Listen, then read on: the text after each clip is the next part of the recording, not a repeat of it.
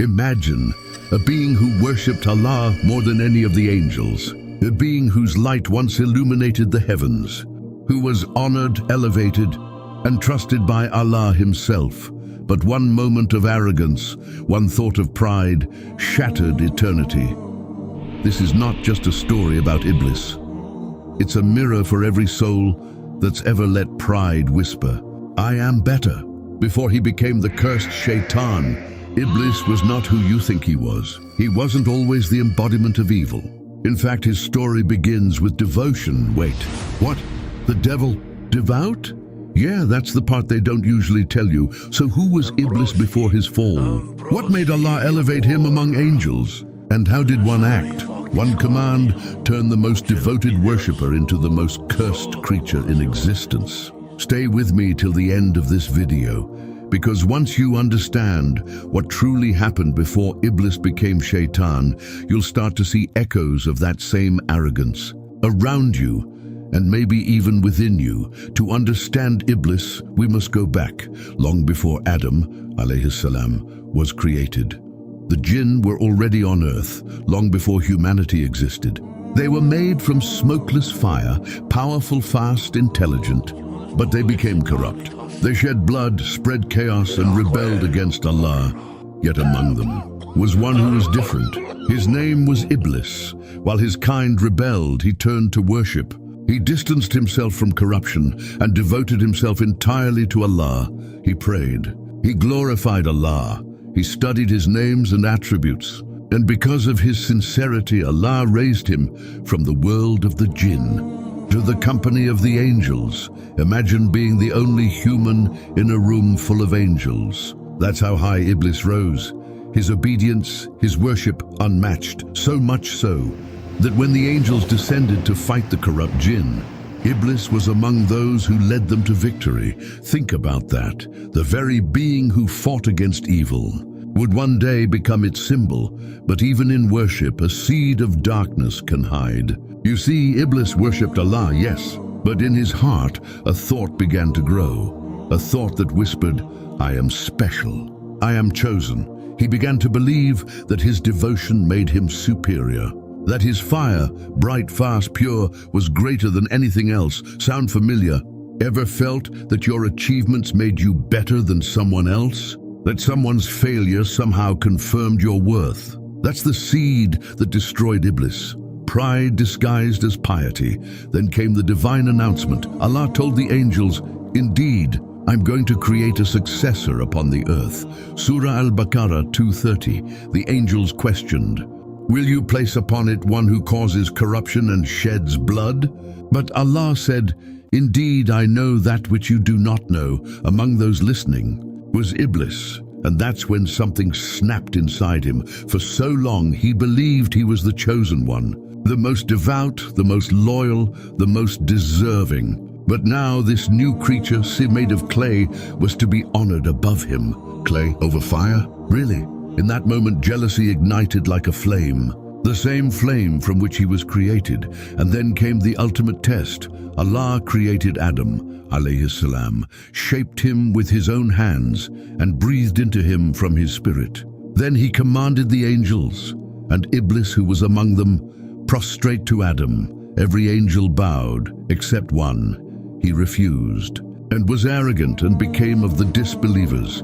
Surah Al-Baqarah 2:34. Think about that. A lifetime of worship, destroyed by one moment of arrogance, one command that revealed everything hidden inside. How many of us obey Allah only when it suits our pride? How many of us pray, give charity, fast, yet secretly crave recognition? That's the terrifying truth about Iblis. His sin wasn't disbelief at first, it was ego. When Allah asked, "What prevented you from prostrating to what I created with my hands?" Iblis said, "I am better than him. You created me from fire, and you created him from clay." Surah Sad 38:76. He didn't just disobey, he justified his disobedience. He debated with Allah. That was the moment. Iblis became Shaytan. Allah said, "Then get out of it, for you are accursed. Upon you is my curse until the day of judgment." And Iblis, in his arrogance, didn't seek forgiveness. He didn't bow his head in regret. Instead, he challenged Allah. He said, "Then grant me respite until the day they are resurrected." And Allah granted it. And then he swore an oath that still affects you today. "By your might, I will surely mislead them all, except among them your chosen servants." Surah Sad 38, 82, 83. Did you catch that? Iblis swore by Allah, with full belief in his existence, yet he disobeyed him. That's the chilling part. He didn't become a disbeliever because he stopped believing in Allah. He became one because he refused to submit. Every story of arrogance, envy, and rebellion traces back to that moment. The first sin, pride, came not from a human, but from a being who once worshipped more than any human ever could. His downfall teaches us something terrifying: that you can pray, fast, memorize Quran and still fall. If your heart carries arrogance, it's not your prayer mat that protects you, it's your humility upon it. And Iblis, he never repented. He asked not for forgiveness, but for time to prove that humans would fail, time to make us doubt, despair, and follow the same path he chose. Now pause for a moment. Forget the ancient setting. Forget the fire and the clay. Ask yourself, how much of Iblis lives in us today? When we look down on others because of our wealth, our skin, our intellect, when we refuse to admit our mistakes, when we justify sin instead of repenting, we repeat the same pattern. Every time you say, "I'm right," every time you think, "I deserve better," without remembering Allah, that's when pride takes its first breath. And guess who loves to hear that voice inside your head? Yeah, your old friend, Iblis, the same one who swore to drag humanity down with him. But here's the beauty of Allah's mercy. While Iblis chose arrogance, we still have a choice. Adam, alayhi salam, also made a mistake. He ate from the forbidden tree. But unlike Iblis, he said, "Our Lord, we have wronged ourselves. And if you do not forgive us, we will surely be among the losers." Surah Al-A'raf 7:23. The difference between Adam and Iblis wasn't the sin. It was the response after the sin. One repented, the other rebelled. And every day we stand between those two choices, between humility and arrogance, between forgiveness and pride, between the path of Adam and the path of Iblis. Iblis's story isn't ancient history, it's a warning, because the moment you start believing that your fire is better than someone else's clay, that's when Shaytan wins. And here's the terrifying part.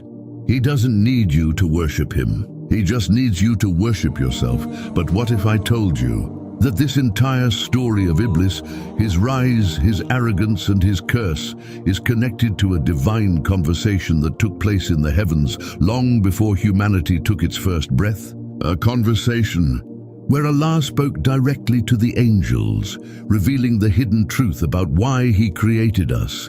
If you want to understand what truly happened in that conversation, and why Allah chose humans despite knowing we would sin, then don't miss my next video. When Allah spoke to the angels, the hidden truth about human creation. Click on the screen right now and continue this journey through the unseen, because the more you understand why Allah created you, the less power Shaytan has over you. I'll see you there. Assalamu alaikum.